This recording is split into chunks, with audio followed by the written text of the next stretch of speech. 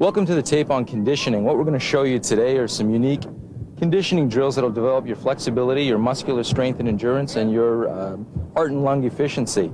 Most street fights will not last longer than 30 seconds. What you should do is try and get your heart efficiency to work in excess of that. And that means extensive bag work, a lot of skipping, a lot of running, so that if your technique fails you in the street, you know you can rely on your conditioning. Many fights in the ring, in the competitions, have been won or lost on conditioning and not technique, so it's a vital area of training. So study the tape, watch the techniques, be sure you warm up efficiently before. If anything's hurting you, I don't want you to push yourself. Incorporate some of these techniques into your regular regimen right now, and I guarantee that they're going to make you a more effective fighter.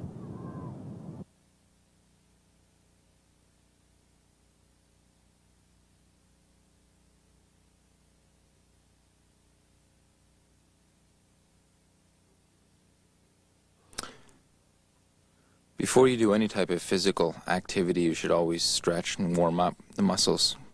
This first exercise is called a butterfly stretch, where you force your elbows down on your knees so you stretch out your hip. Whenever you do any type of bending while you're stretching, it's a good idea to bend from the waist so you don't put undue stress on your spine. Always repeat your exercises a few times. We're just going quickly through this now, but you can lengthen this at home. This next exercise, you just straighten your leg out. Try and bring your head down towards your knee once again. Bend from the waist.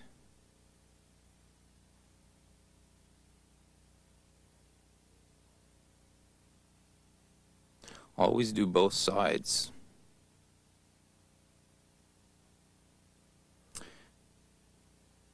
Most athletes tend to favor one side, and you do want to be ambidextrous if you can in a fighting situation. This is the same exercise with the legs together. Once you've achieved a full stretch down here, you can separate your legs and try and bring your head to the floor, which will be demonstrated in a moment.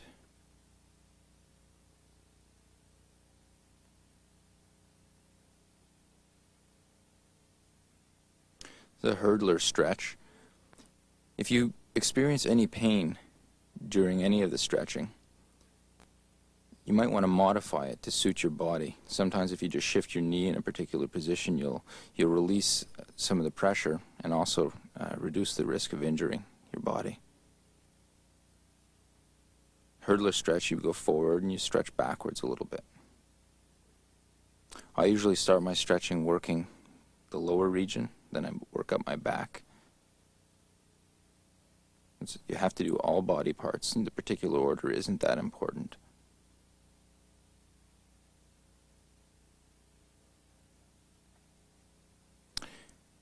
Notice I don't bounce too much here, and where I just pointed on my knee, I'm trying to show you that there's a 90-degree angle, so I'm working a good stretch through the groin. But I don't bounce too much while I'm stretching. So we do what's called a static type stretch. There's a little movement there, but it's not full bouncing. When you bounce, you risk the chance of pulling a muscle or tearing a muscle.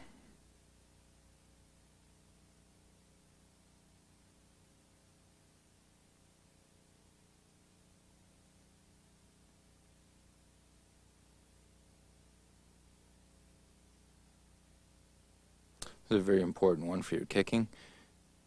And once again, you always do both sides. So here we'll go from the right to the left, and then to the center. Notice there is a slight bounce here. Certain exercises you need that. Others should be completely static, and you can vary as I'm doing here.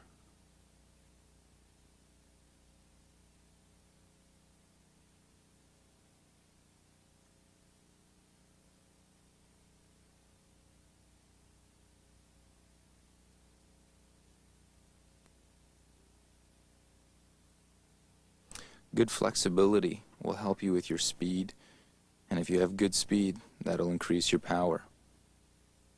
So that's an obvious component a fighter needs.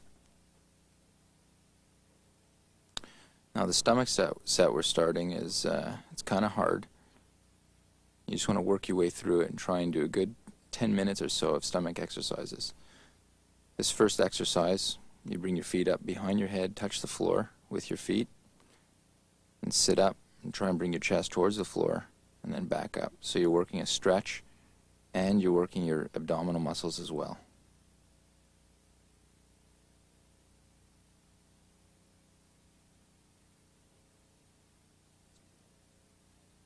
Here we're working at 6 inches. It's a good idea to have your hands under your buttocks to support your lower back, but at this particular portion of the exercise we're still working the lower abs, and it's still section B of that first exercise.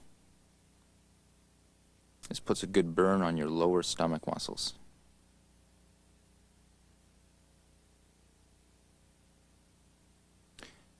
This is the hand position below the buttock that I was telling you about. This is very important to do, because you risk the chance of injuring your lower back if you do too many leg raise type exercises without the support. This is just an open and close exercise with the legs crossing.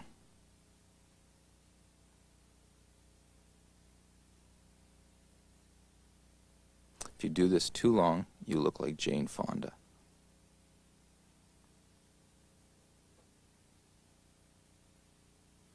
Notice I lifted my shoulders and my chin is kept in, tucked into my chest.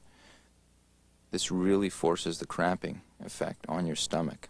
When you lie with your head back, you can relax your back and your stomach, so it's a good idea to keep your chin up as much as you can. These are straddles. Try and keep the legs as straight as possible while you do them. You open, you keep it nice and circular, and work for the rhythm.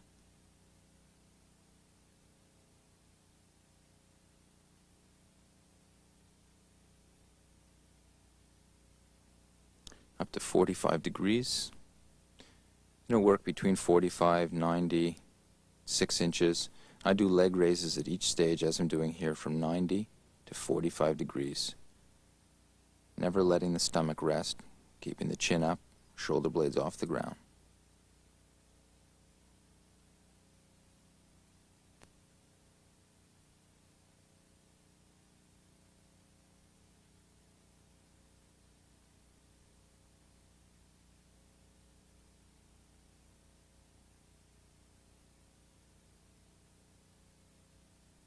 These are the leg raises from 45 degrees to 6 inches.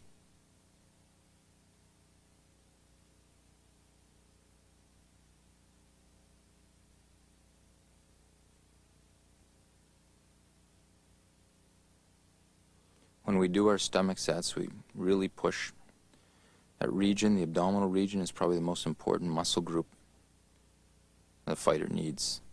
It controls all your torquing motion for power. It's your center of gravity. It's also one of the largest muscle groups in the body, if not the largest, so you can really work it. Right now we're doing leg raises from 6 to 90.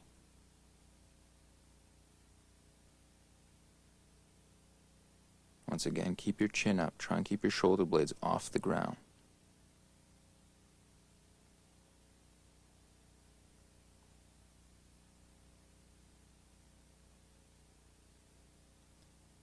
Here you see I'm resting. That's because I'm getting old during the tape. Head went back. These are called bicycles. Try and bring your knees in towards your chest and then extend horizontally with alternate legs.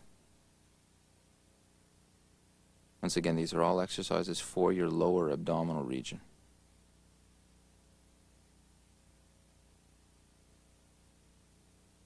If you can't make it through this workout, basically write down all the exercises and just divide them in half and do them, instead of doing 20 repetitions, do 10 and work your way up.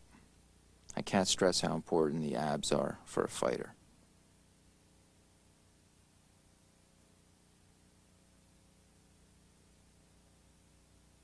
You saw me sneak a rest there with the head back. You're allowed to do that.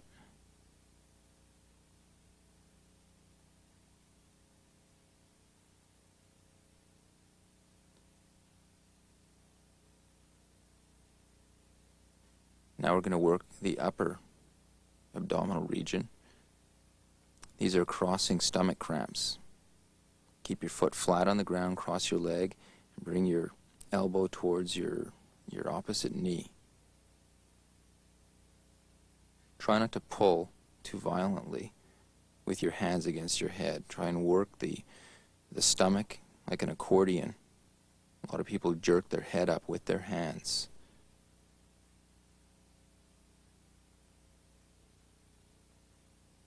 Most important thing in stomach cramps is getting the shoulder blades off the ground.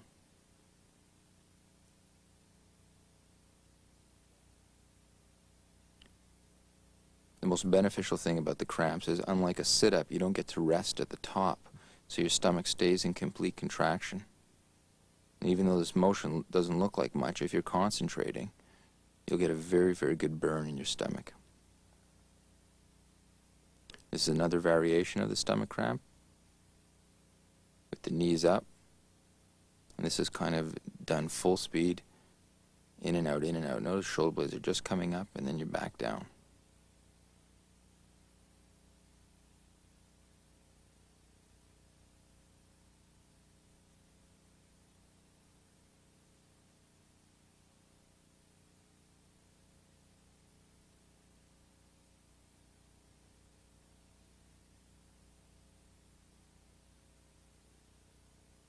These are pike sit-ups. Straighten your legs.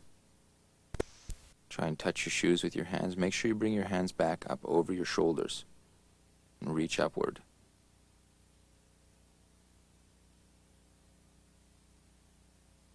It's a very good exercise. Twisting stomach cramps. You want to work the oblique muscles as well. Those are the muscles on the side of your stomach. And so when you do twisting cramps, you work that region. Now we're going to combine bicycles and twisting cramps. This is very, very good workout here.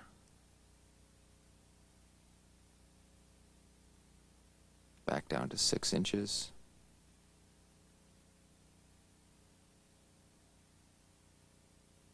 Remember not to stay too long at 6 inches without supporting your lower back.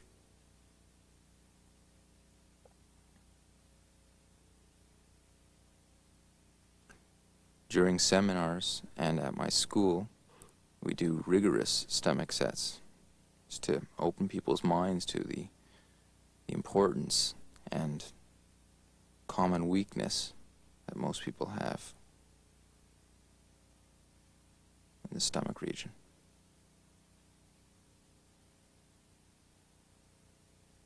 Now we're going to move to some hamstring stretching. Your legs should be wider than shoulder width apart. You grab your ankle. Try and bring your chest down against your thigh.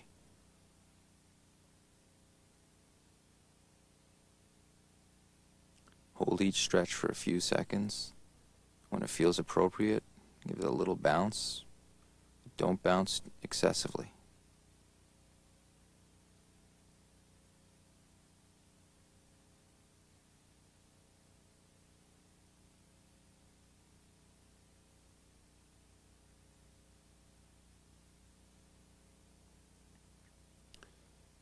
The traditional horse stance exercise, combining it with some neck exercises. Stretch your neck up and down. Force the stretch, so you go all the way down, all the way back.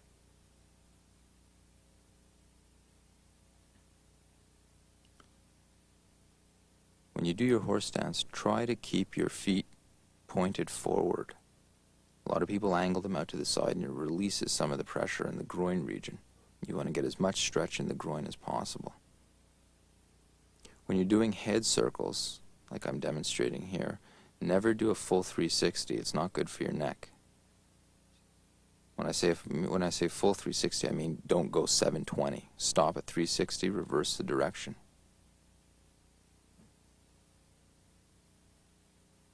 Unless, of course, you're trying to do an exorcist impersonation.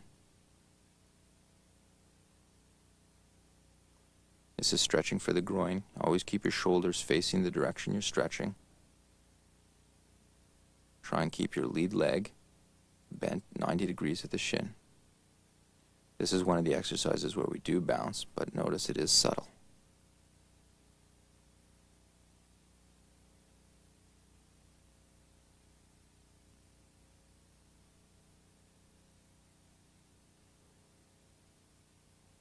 You should feel the stretch in the lead leg hip and in the hamstring. This is another good one for the hamstring.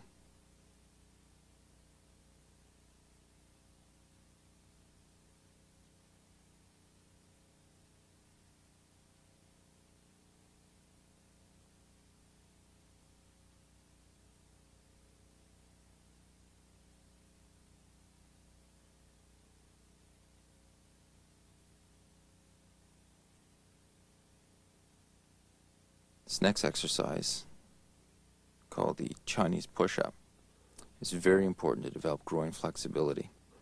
We have a interesting twist to it, if you'll pardon the pun. We combine it with a push-up set. After you do some stretching to warm up the region, try to work into the Chinese splits and the American splits, left and right side.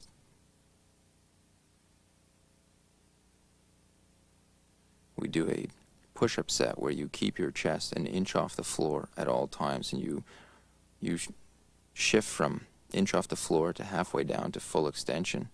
You'll see that demonstrated in a moment, and it's very grueling. It's kind of a mind over matter exercise.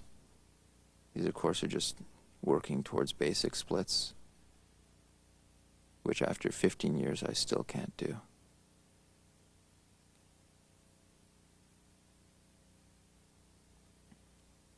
So here's the Chinese push-up, and now we go down to 1 inch, and you hold that there. Some of the exercises that we do and stuff that you want to incorporate in your own routine are mind over matter exercises that are more for the discipline of working through something, incentive and goal oriented exercises.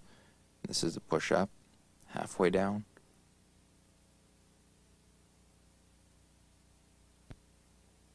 Up,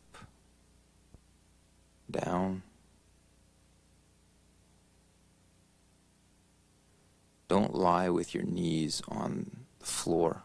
A lot of people do that and take some of the strain off your upper body. So you're doing a full static stretch for the inside of the groin. You're also getting a tremendous workout for your upper body, your shoulders, your pecs, your triceps.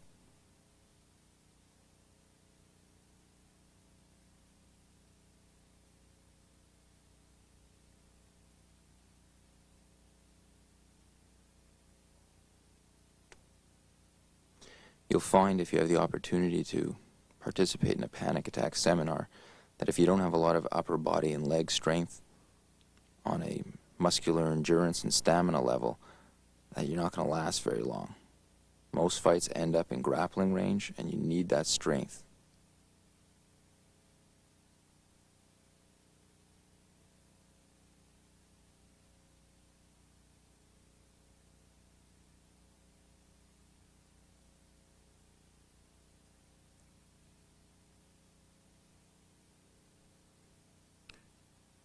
When you feel like you're about to die doing the Chinese push-up set, you roll back, do a little stretch, and then go back into this position, which I've never named, and you try to bring your chest down to your thigh.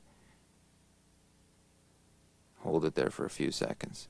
This is important to develop the coil position for kicking. Also, you never want to get up too fast when you've been in a stretch in a particular position for a long time. You always work your way slowly out of it.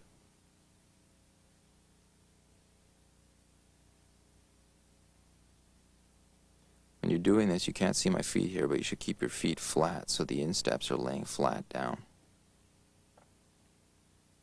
Stretch out the hamstrings and the lower back now. Put your feet together, grab your ankles, bring your head to your knees.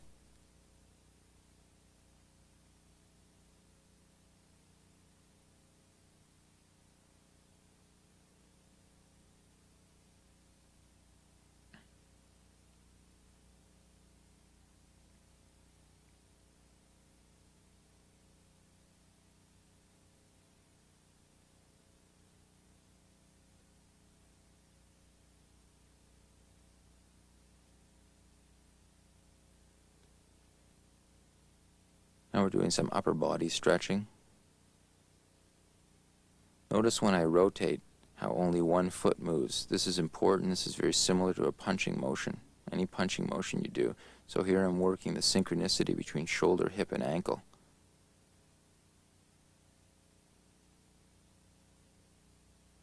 Try to keep your elbows up in line with your shoulders.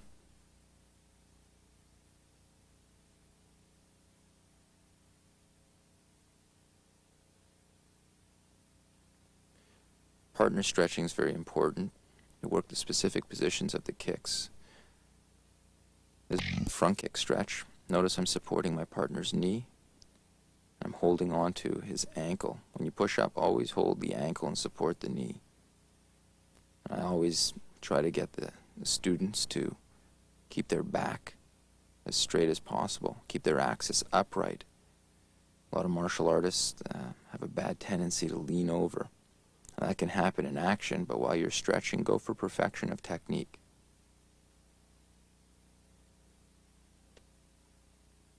In any type of stressful situation, be it a tournament, full contact match, the street, you always lose some of your technique. So if you train for perfect technique at your school, then you might be closer to that in the actual confrontation. Good technique, of course, will enhance the outcome of the confrontation.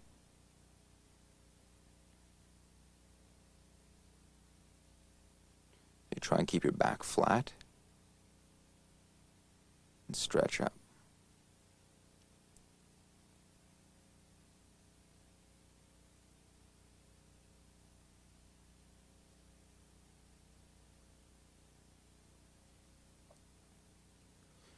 Notice when I do the side kick, I'm forcing with my right hand here off of the gate, pushing my body upright. I want to keep my upper body as close to my original stance as possible. And we stretch in, working the flexibility of the coil position.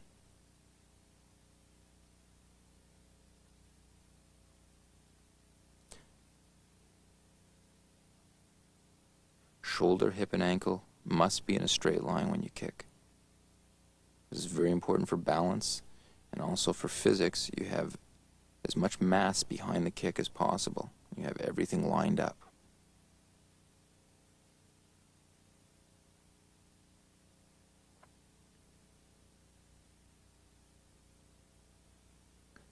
What we're doing here is something called a wall drill, which for the purpose of this tape we'll call the gate drill. What you do is you lift up, can be any kick, we're doing the side kick now. Coil knee position, don't move your upper body, and extend your leg and hold it out for 6 to 8 seconds. And you repeat that several times, focusing on shoulder, hip, and ankle position, straight line. Vary the height of the target. Here we're going to the knee. And once again, like in the stretching, always do both sides.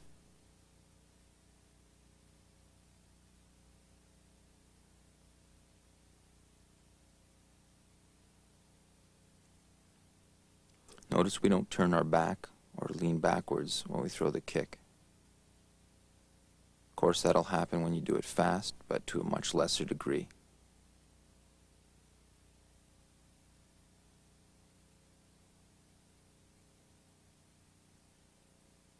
The second stage of the wall drill, we snap the kick out from the coil position. You're developing an explosiveness, but it's an isolation drill in that there's no momentum. It takes a lot of control. You can see that the shoulders slightly shift backwards as soon as you put a little power in the technique. Don't kick too fast or too hard in the air when you don't have a target to go to. You don't want to put undue stress on your joints.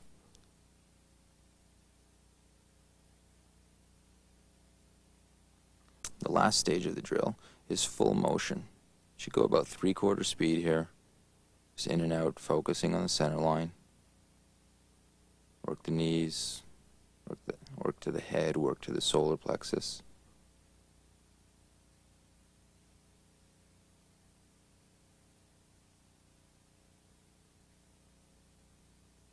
That's the wall drill. To develop lower leg strength, we do an exercise that I picked up at a Thai boxing seminar. We do squats here, but you're using the weight. You're not really pushing down dramatically on your partner, but you are giving him some resistance. When you're finished doing the squats, we do about 20 or 25.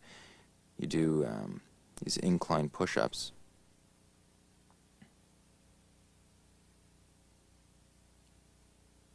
These are just endurance exercises, but they're necessary, especially for panic attack. One of my favorite quotes is something Mike Tyson said. He was asked why he runs at 4:30 in the morning before a fight. And he answered, because I know my opponents are asleep right now. So when you do kind of crazy exercises, endurance and disciplined exercises, you know that the guy in the street who's unwittingly attacking you doesn't do this type of thing. At least you hope he doesn't. We usually repeat this 2 to 3 times. If you don't have a partner in this drill, you can just do it holding your hands out. If you're brave, you can hold weights in your hands.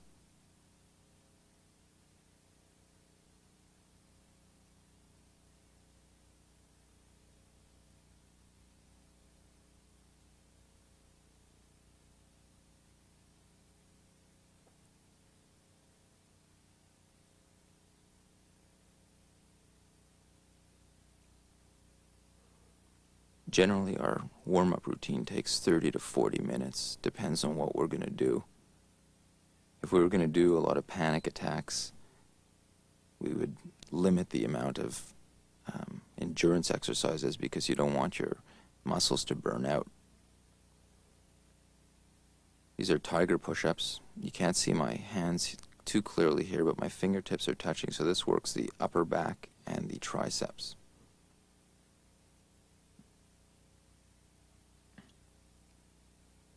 And we finish with what's called a speed set, where we do triangle push-ups.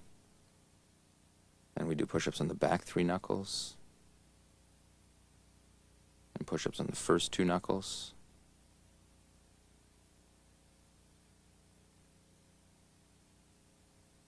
Then regular push-ups. And finish with wide arm push-ups.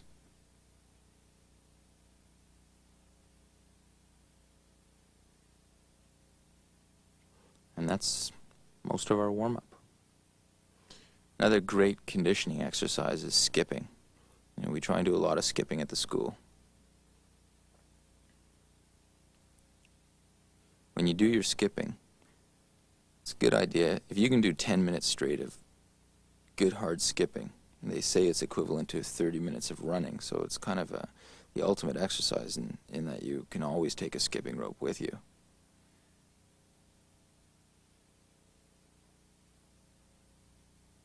You cross your arms, you do doubles, and you're jumping all around. It really puts a strain on your cardiovascular, your rhythm, your coordination, everything. So skipping's kind of an all-round conditioner. I also encourage running, nutrition, and weight training. No exercise does everything for you.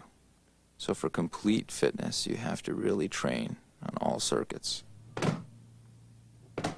This is a body toughening exercise, quite obviously, but it's also a mental exercise. A lot of people are afraid to do medicine ball. And we use it quite a bit at the school. And I do it as more of a psychological edge, just to teach people that their body is resilient. They can take a good shot.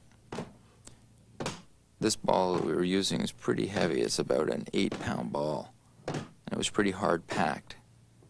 You don't want to start off with something too hard or too heavy and hurt yourself.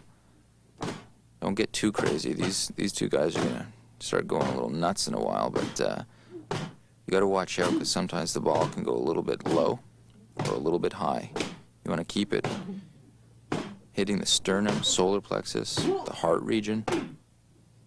Really develop the conditioning. You take some pretty hard shots with the medicine ball, and you'll see some of the impact here in slow motion. When you get used to taking those, it brings a little more confidence to it. When you have to spar in the ring with some contact, or if a kick comes in.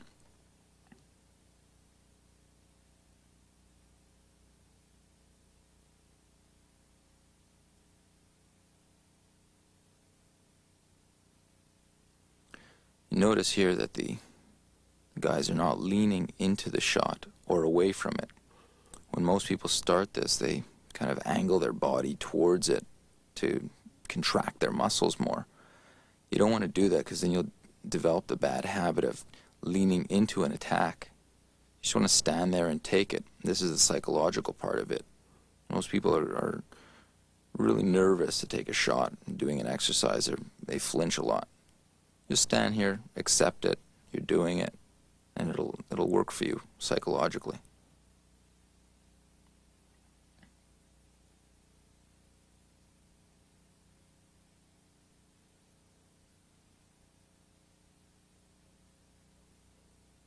There are many types of medicine ball training exercises. This is just one of them.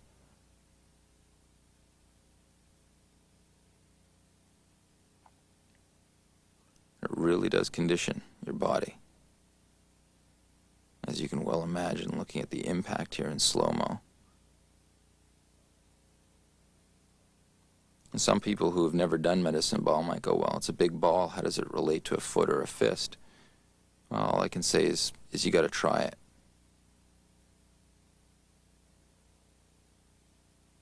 Comes with a lot of impact.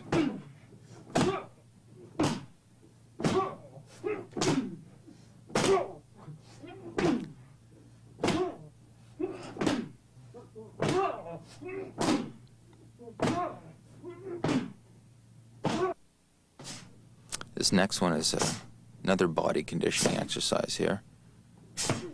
What we're demonstrating is 3 counters to the body: a jabbing, reversing, and a shovel hook.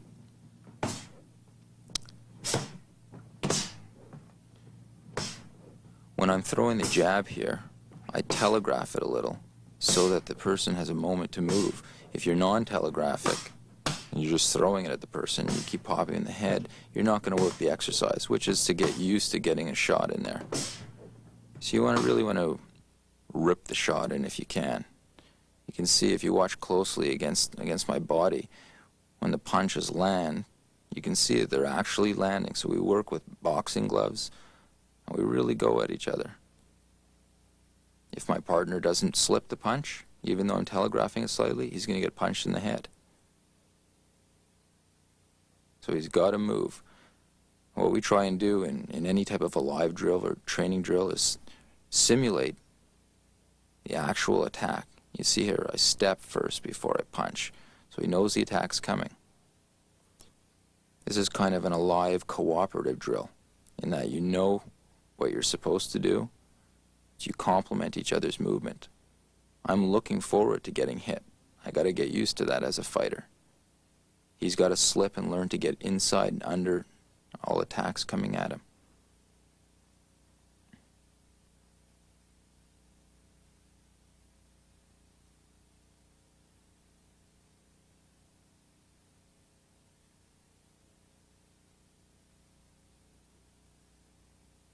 You can see there I waited for the shot. Don't flinch. A lot of people block and flinch and move. If you're fighting a superior opponent, he's going to get in. Sometimes, and more times than not, a fight is won on conditioning, not necessarily on technique. Once again, build up to this. You don't just stick the gloves on and jump in there and bash each other in the ribs, because you could get hurt.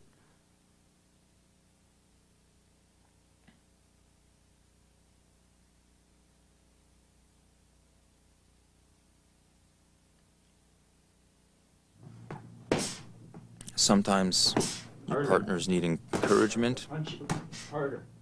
Like there, I threw a non-telegraphic shot because I wasn't happy with how Dan was hitting me. You have to be honest with yourself. You have to know what your breaking point is, and you got to get your opponent or your partner to push you to that point. Don't play with this stuff. We're training in martial arts so that we can deal with confrontations or excel in our particular field, be it tournament or full contact. You want to experience it. There's an old boxing adage that the fight wasn't lost in the ring, but rather in the gym.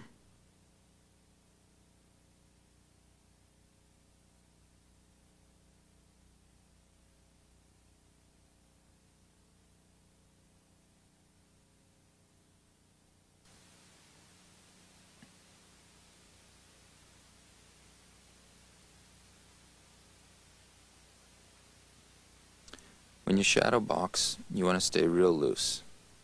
Keep moving around, employ your footwork, parry. Don't throw the stuff too fast or too hard in the air because you'll wreck your elbows, trust me. The hardest thing to do when you're shadow boxing is create an opponent in front of you. This is called imaging. So I'm slipping, I'm moving, I'm throwing stuff. They're not random. It might look random, but it's not random.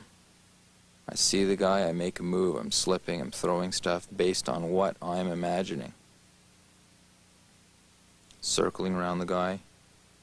Once again, don't go too fast or too hard in the air because you're going to hurt yourself.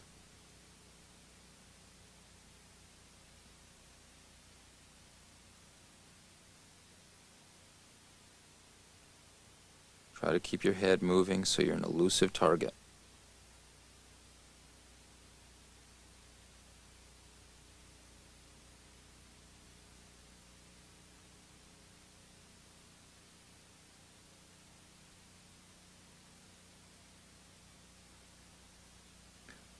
Shadow boxing with kicks is a little more difficult because your rhythm can break very easily.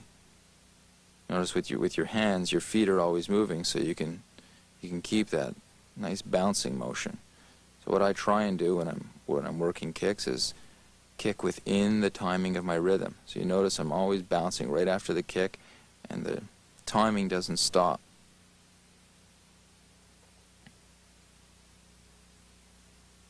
Generally, you'll throw 3 or 4 punches to every one kick.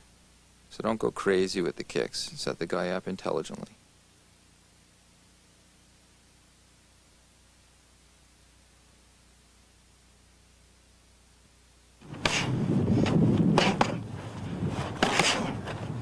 These are interesting gloves, Ringside Products made. Kind of a boxing glove with a focus pad on it, so you can throw some punches at your opponent if you want. This is a very grueling exercise because you're actually going for power here. Power, as you know, will burn you out. You just throw random combinations, and of course you can work preset combinations. Focus. Uppercut.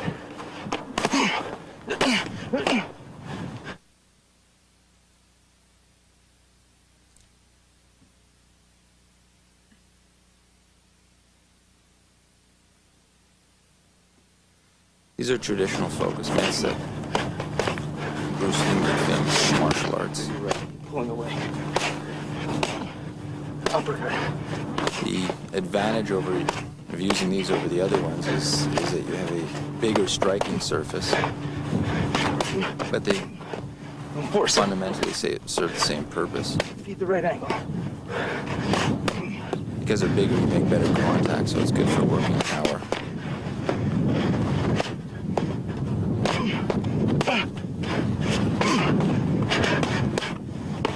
Sometimes what you want to do is work to the body, as you see me do occasionally, and shot inside at the body.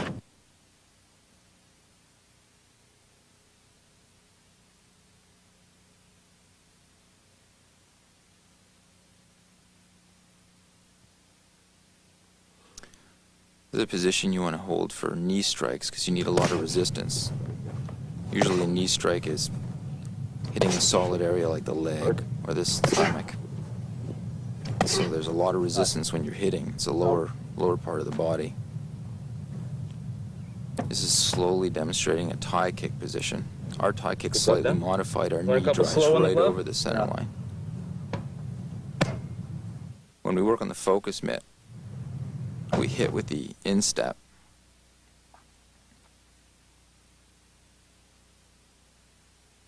Hitting with the shin on the focus mitt, you kind of lose your balance quite a bit. This gives you some focusing objective here.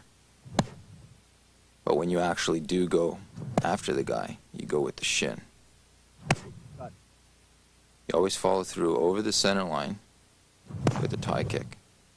You saw me demonstrate before. I came back with a slow side kick just to demonstrate that when you come down like that, you are vulnerable. This is an alternate kicking drill. Here we're isolating it, just doing front kick, lead front kick, or rear front kick. You're always feeding the target. As soon as you've done a kick, feed the target. So you're working broken rhythm and it's alive. Here's lead round kick, turning round kick counter. These are just examples. You can come up with any combinations you want from whatever your system advocates. Just go for it. It's just slow examples of what the rhythm break timing develops using the focus mitt in that turning round kick and countering. You see what I do is I shift back and then break the rhythm coming in. You can go to the leg, you can go to the head. One more. Lift your elbow, lift your elbow. Quite obviously with no equipment on, you just do this slowly. You want to feel the break. Gotta come in. Break my rhythm more. You'll know when you're doing it fast with the gloves whether it would work or not. You develop these instincts with the gloves. This is one man just doing random kicking. You want to work out the symbols or the positions of the gloves beforehand so he knows what kick to feed. Just like your opponent controls what you're doing, the glove controls the kick. You can't randomly kick someone. I see a lot of martial artists do that. If the target's open at the leg, you can't come in with a front kick to the head. And a lot of people just blindly come in with techniques. So this takes a lot of concentration as well because the person kicking has to be responsive. It's a very direct stimulus response.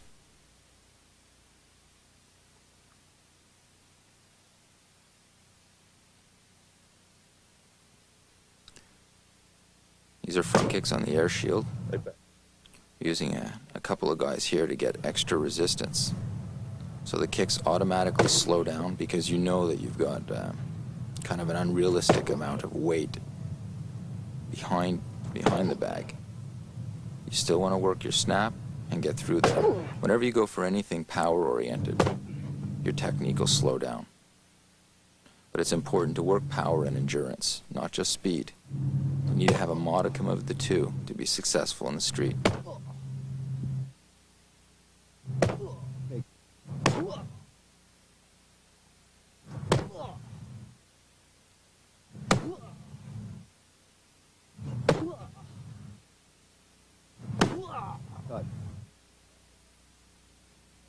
Hey.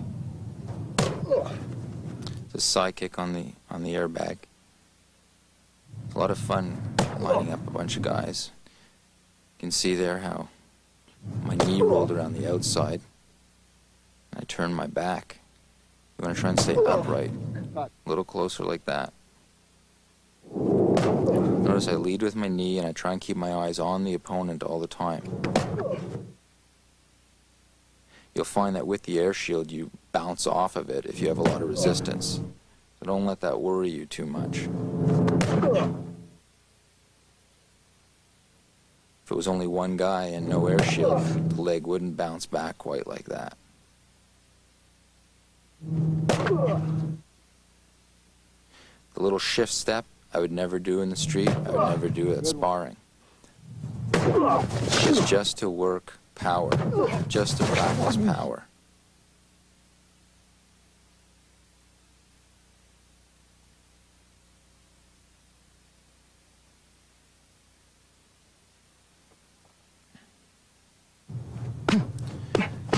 This is one of those crazy mind over matter drills I was discussing before, because this is extremely painful. These are not full tie kicks, of course.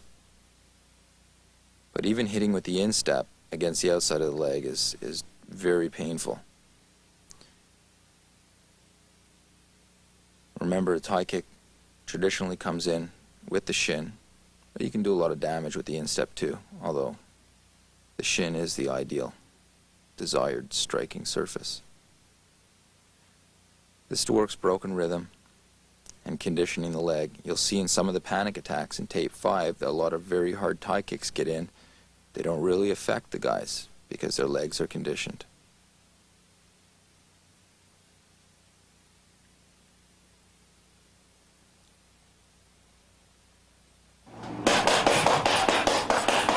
This is a burnout drill that we do on the bag. Just going for 10 seconds alternate body lifts. Right away. Go hit him. 5 seconds, go. Switch. You're not looking for any realistic technique here. Just really trying to burn out your muscles and develop your endurance to flirt. Hey, switch.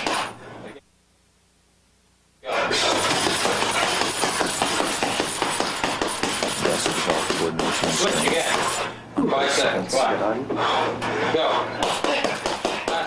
on. Switch. 5 seconds. Ready? Just go as low as you can against the bag. 10 seconds, 5 seconds, 5 seconds. With virtually no rest. Okay, rest.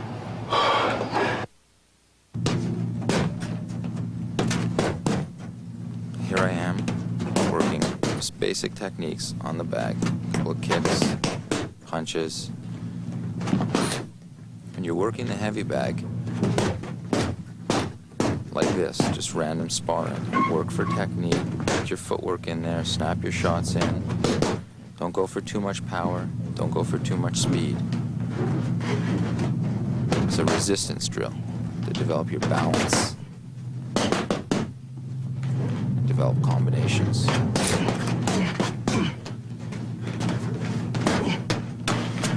Try to work all your ranges. Try to be realistic.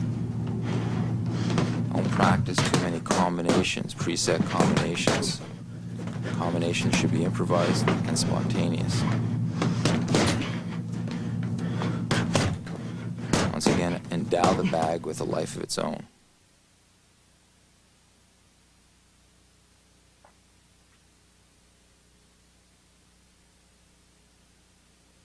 This is another very tiring reach. drill. Move into it.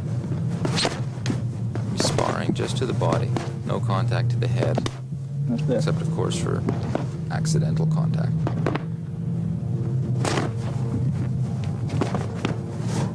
So you got to work your timing, conditions your body. Come on, come on, come We on. use a lot of Come on. boxing type workouts because they are so grueling. That's it.